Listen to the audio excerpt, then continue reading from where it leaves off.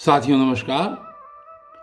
कल की वीडियो में आपने ये सुना था कि किस प्रकार श्री कृष्ण जी अर्जुन को समझा रहे हैं और ये कह रहे हैं कि यदि तुम युद्ध नहीं करोगे तो ये सभी महारथी तुम्हारे बारे में ये कहेंगे कि तुम भय के कारण इस युद्ध से हट गए हो, अर्थात भय के कारण युद्ध नहीं कर रहे हो। इससे तुम्हारा स्वधर्म भी नष्ट होगा और तुम्हारी अपकीर्ति फैलेगी। तो इससे क्या होगा कि लोग तुम्हारे बारे में ऐसी ऐसी बात कहेंगे जो तुम्हारे बारे में कहे जाने योग्य नहीं है, और जब तुम्हारी अपकीर्ति फैलेगी तो वो मरण से भी कष्टकारी होगी। इसलिए तुम इस युद्ध को करो। और आज देखिए श्री कृष्ण जी क्या कह रहे हैं श्लोक नंबर 37 में। हतो वा प्राप्यसि स्वर्गम जीत्वा वा भोक्ष्यसे महीम तस्मादुत्तिष्ठ कौन्तेय युद्धाय कृतनिश्चयः। अर्थात यदि युद्ध में तुम्हारी मृत्यु हो जाती है तो तुमको स्वर्ग की प्राप्ति होगी, और यदि तुम विजय को प्राप्त करते हो तो तुम इस पृथ्वी के राज्य को भोगोगे। इसलिए हे अर्जुन, कौन्तेय, इसलिए हे अर्जुन, तुम युद्ध के लिए, युद्ध के लिए निश्चय करके खड़े हो जाओ। इससे पहले ही श्री कृष्ण जी ये बता चुके हैं कि क्षत्रिय का धर्म युद्ध करना है। अगर वो डर के कारण युद्ध नहीं करता है तो ये उसके लिए अपकीर्ति फैलाने वाली बात है। तो इसलिए श्री कृष्ण जी यहाँ पर इस श्लोक में कह रहे हैं कि हतो वा प्राप्यसि स्वर्गम जीत्वा वा भोक्ष्यसे महीम। अगर तुम जीतोगे तो इस पृथ्वी के राज्य को भोगोगे, अर्थात लड़ने से तुम्हारे, चाहे तुम्हें विजय प्राप्त हो या तुम्हारी मृत्यु हो, दोनों ही स्थितियों में तुम श्रेष्ठ हो। इसलिए वो ये कह करके और आगे फिर अपनी बात को देखिए कहते हैं, फिर कह रहे हैं, देखिए क्या कहते हैं। सुखे दुखे समे कृत्वा लाभालाभौ जया जयो ततो युद्धाय युज्यस्व नैवं प्रापम अवाप्यसि।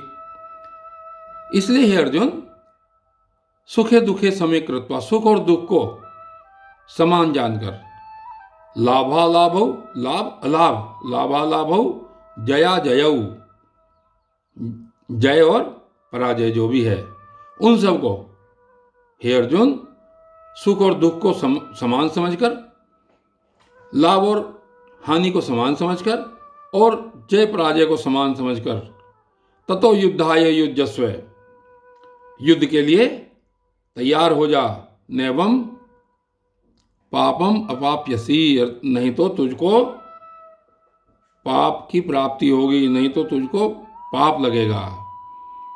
तो ये इसमें श्री कृष्ण जी ने एक बात कही कि भाई सुख और दुख को समान समझकर, लाभ और लाभ, अर्थात कहने का तात्पर्य यह है कि सुख और दुख, लाभ हानि और जय पराजय में आप समभाव रखें, समान भाव रखते हुए तुम इस युद्ध के लिए तैयार हो जाओ, क्योंकि इसका, युद्ध का जो भी परिणाम होगा वो अभी परिणाम किसी को मालूम नहीं है।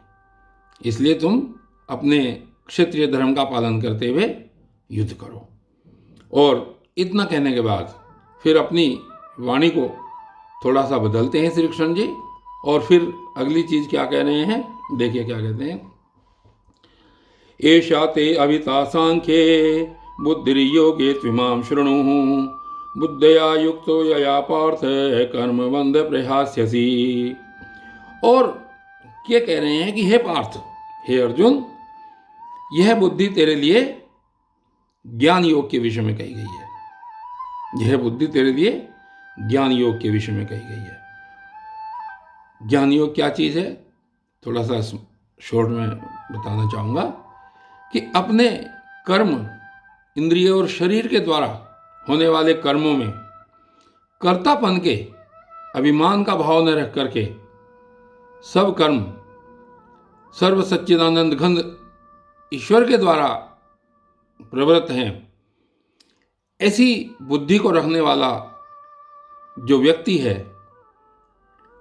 वो जो कर्म करता है उसको ज्ञान योग से किए हुए कर्मों को कहा जाता है। ज्ञान योग, सांख्य योग, ये सब इसी योग के नाम है।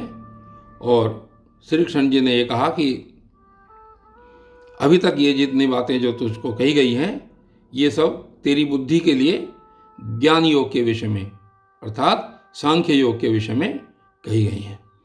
और अब तू कर्म के द्वारा जो बुद्धि सोचती है, कर्मयोग के द्वारा अब तू उसके विषय में सुन।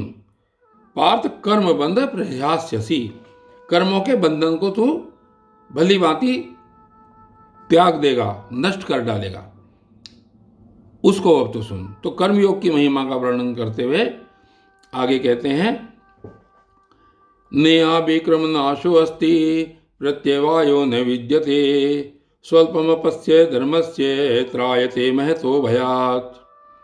और देखो अब क्या कह रहे हैं, कर्म के विषय में कह रहे हैं। अर्जुन को वो कर्म करने के लिए तो कह रहे हैं कि भाई तुम युद्ध करो।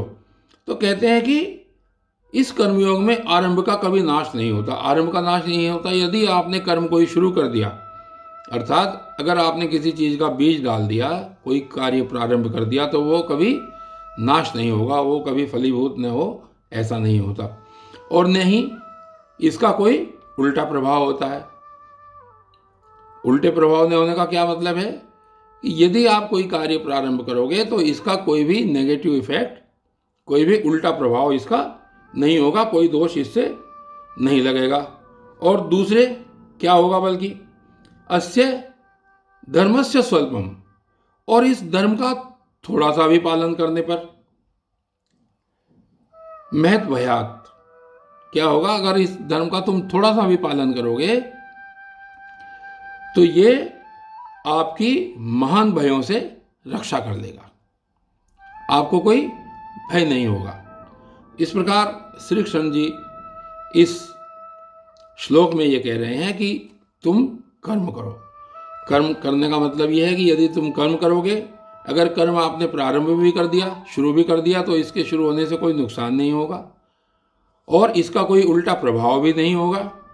और अगर तुम थोड़ा सा भी प्रयत्न करोगे, थोड़ा सा भी कर्म करोगे, तो ये आपकी बड़े बड़े महान भयों से आपकी रक्षा कर लेगा। हे अर्जुन, इसलिए तुम युद्ध करो, युद्ध को कर्म के रूप में देखो।